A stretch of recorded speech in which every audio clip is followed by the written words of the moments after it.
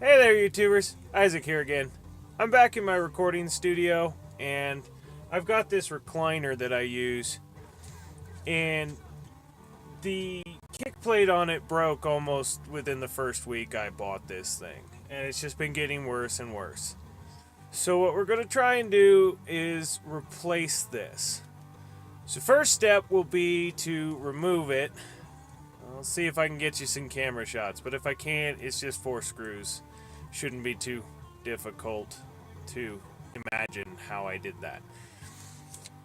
But once we get it off, we're going to take it apart, measure another piece of wood, a better piece of wood, and see what I can do to bring the original covering over to that material. Because honestly, I'll just use it with a new board over the front and not care. But if I can get it padded and covered and stapled and all pretty, like, bonus points. So, this one will be a video loaded with cuts and clips. Let's get to it. Okay, so our first screw that we're going to be removing is on both sides. And it's a 5/16 hex head. Yeah, hex. So we bust out the pink snap-on in the wrong direction. And give her a twist. Easy peasy.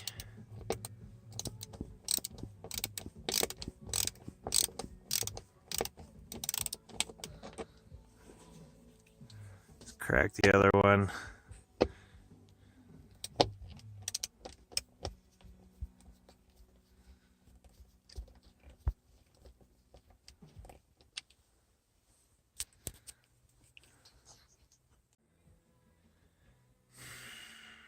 Our second one is just a standard number 2 Phillips. Nothing fancy here. Couple twists. Alright, that's loose. I like to leave the screws in when I'm working on something like this because otherwise you get the precariously swinging guillotine hand smasher. Alright. Okay. So, that is off.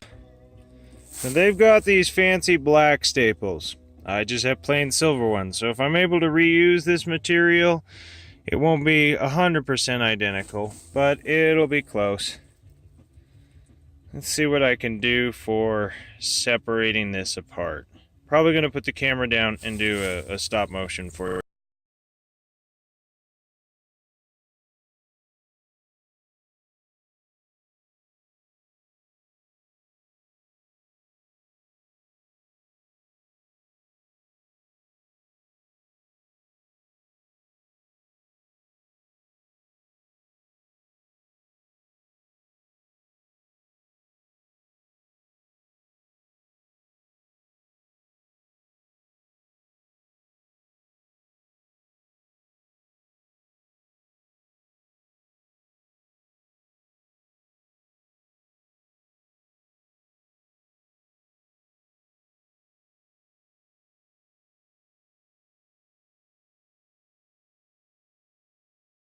Okay, so what we're going to do now is I'm going to mark the board on a piece of material that I got out of an old cabinet. And I'm going to run the cuts, and then we're going to see about reattaching the surface to this. No, I'm going to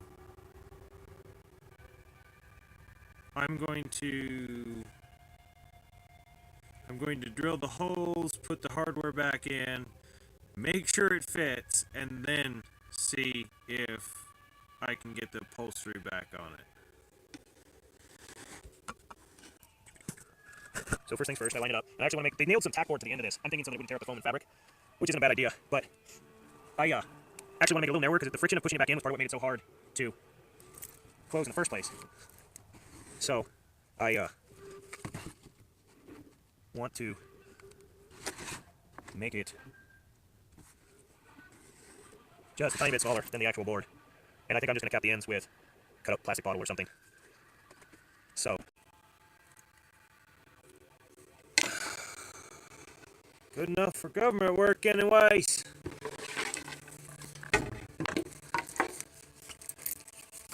Let's see if we can get the generator working first.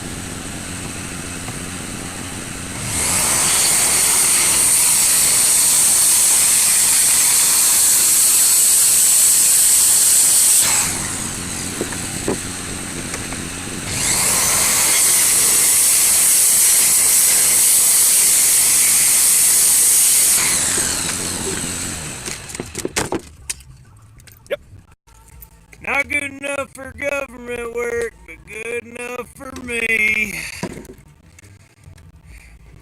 So I think this is a perfect time to bring it up. If you are a monkey see, monkey do DIY guy, and you do things exactly like you see the guy doing it on the video, you really should probably double check with another video before you consider it safe to do what you see me doing. I am notorious for just getting it done. So, consider me the jackass of DIY. I will more than likely hurt myself on camera once or twice. Hopefully not too severe. It's been a long time since I've hurt myself badly, or anyone else. In fact, as far as I can remember, I've never hurt anyone else. But I noticed when I got some sawdust in the eye, I probably should have said, goggle up. Although that's a catchphrase for somebody else. So, Destin from Smarter Every Day, love that show. Very cool.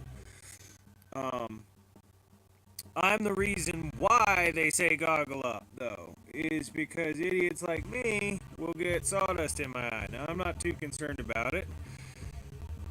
It would be a bigger deal if it was a metal shaving, but those I usually goggle for. Usually. I have several different types of safety glasses. I just don't usually remember, so don't you be like me. There we go, sawdust worked its way out, my eye isn't burning. We have a double win on that one today. Oh yeah, and also the clamping and bracing of my wood, that's even worse. But doing it with one eye and you're holding your breath because you're not masked, yeah. Ding off. Starting with an order.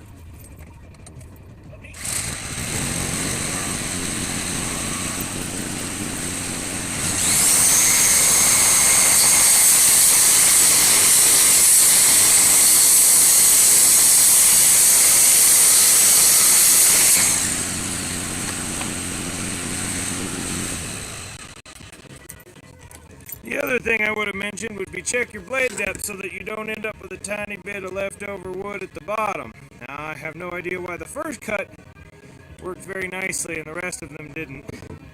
Probably because of the additional stress of the additional cuts. But there's a few lessons in what not to do while doing something right. So, I'm going to take it in and clean up these nasty edges. And then I'm going to see about positioning the holes. Okay, back inside the shop. We got this handy, I don't know, ask your hardware guy. It's like a nail file for wood. Planer of some kind, sander of some kind. You find it at the same place you find planers and sanders and whatnot, so. I don't know if this is even the right tool for the job, I just know it'll get what I want done quickly and minimally messy. Rhyme or reason for the side I'm choosing to do in. I flipped the board and went, yep, let's start there. These ends will be nice and easy to get smooth and pretty. The other ends, this is probably the very wrong tool for. But, it's still going to get used at least for one pass. Attempt. Just planing on top of my computer. It's a planing computer. I know, it's terrible.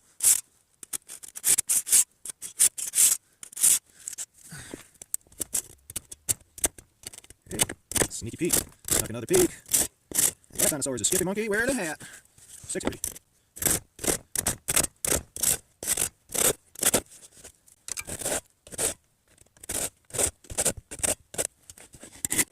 So now doubling edges, just a little. Thought, hey, they put padding on the ends. What if I just round it off? Maybe kiss it with a piece of sandpaper. You know, handwork. Apparently it's difficult to do with a machine. I would think it'd be easier, but no. Searching the internet, everybody just takes a whole bunch of foreigners putting together for them. And not enough, I might add. The level of intelligence that goes into the process designed to make these things. Incredible. You can understand why America really doesn't do that much manufacturing. Not saying all Americans couldn't do it. I'm saying the majority of our people wouldn't do it. It's okay, it's okay. No worries. Ah, Mr. Handy. Oh, Mr. Sandy.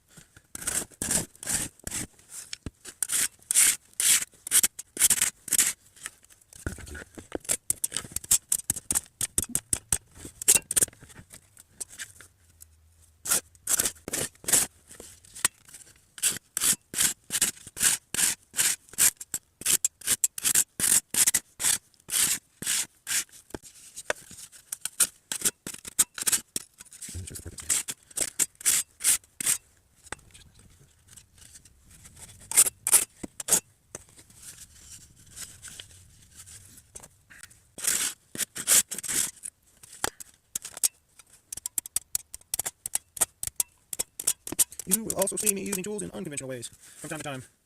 It does not mean I will not continue to use said tool in such manner. It does mean, however, that you can admire the creativity and audacity of a man who don't give a fuck. Just saying.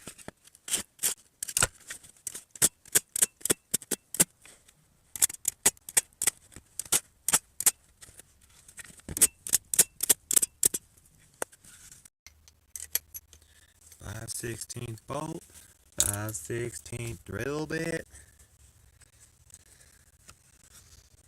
Something tells me I got my maths on head straightness. Boing.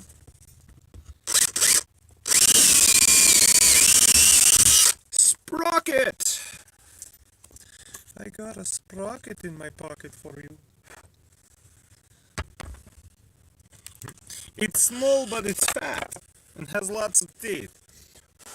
Wait, what?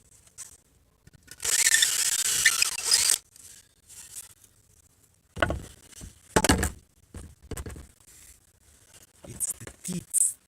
The teats. Put the teats. If it bites you, it fuck you up. Boom! Bite the teats. The teats. I don't know what accent that is. I got that from a movie where they made fun of that accent. Just to clarify, if I'm being insulting, it's accidental.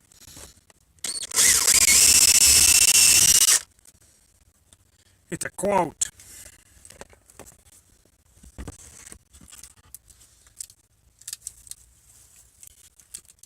I like to clarify that, because when I intend on being insulting, I'll own it.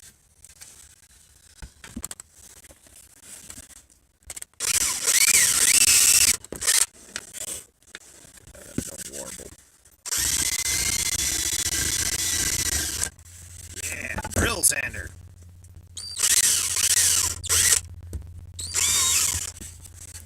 Oh, that's a special ed moment.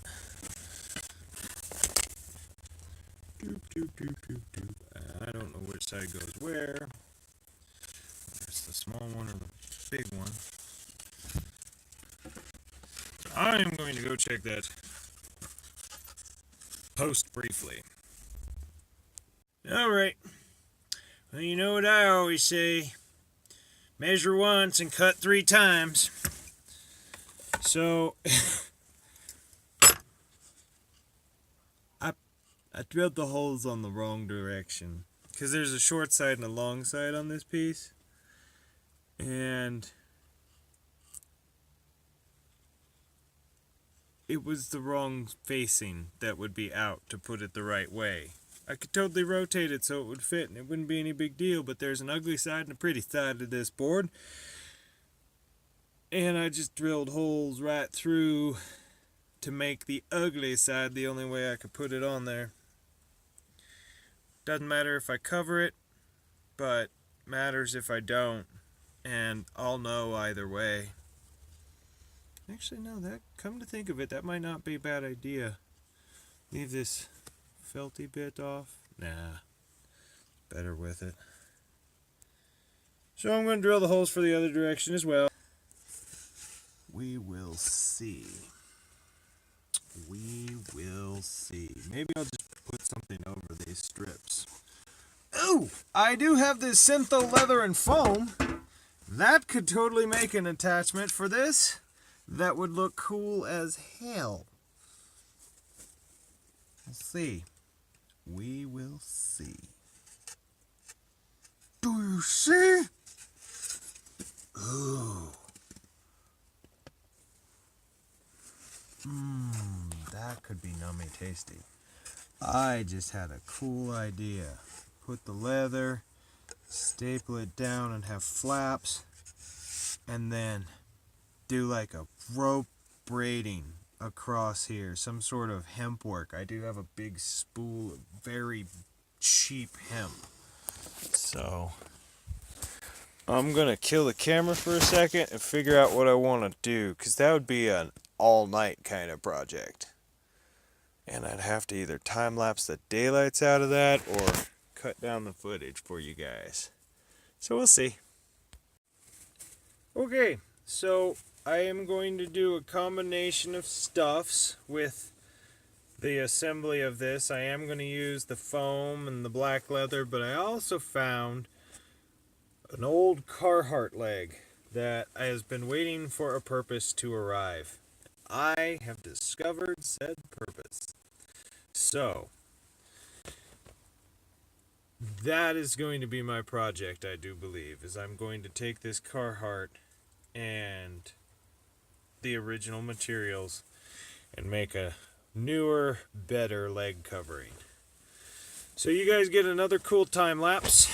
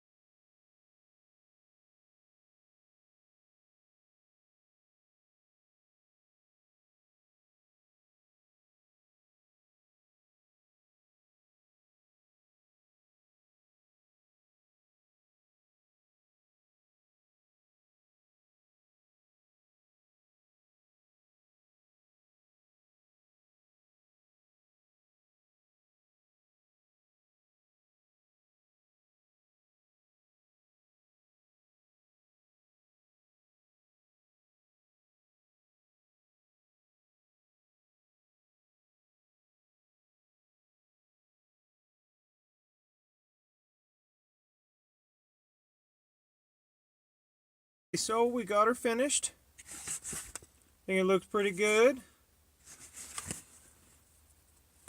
Definitely looks like it's going to be more comfortable, the Carhartt, because one of the problems is when I was in shorts and I was playing games or something, sitting for a long period of time working on graphics, 3D modeling and stuff, my legs would get sweaty on the vinyl, and the Carhartts don't have that problem.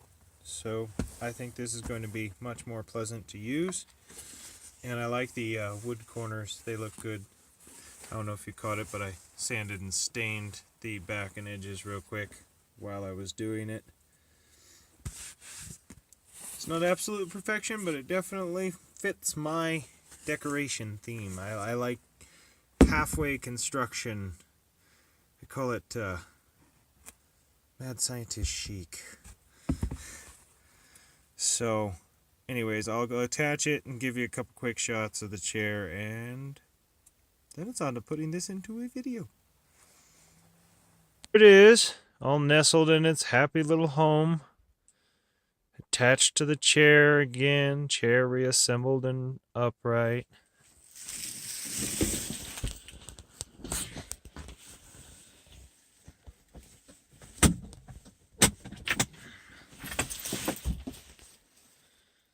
There she be, popped out, all kinds of functionally useful. It's not perfect, but it's better.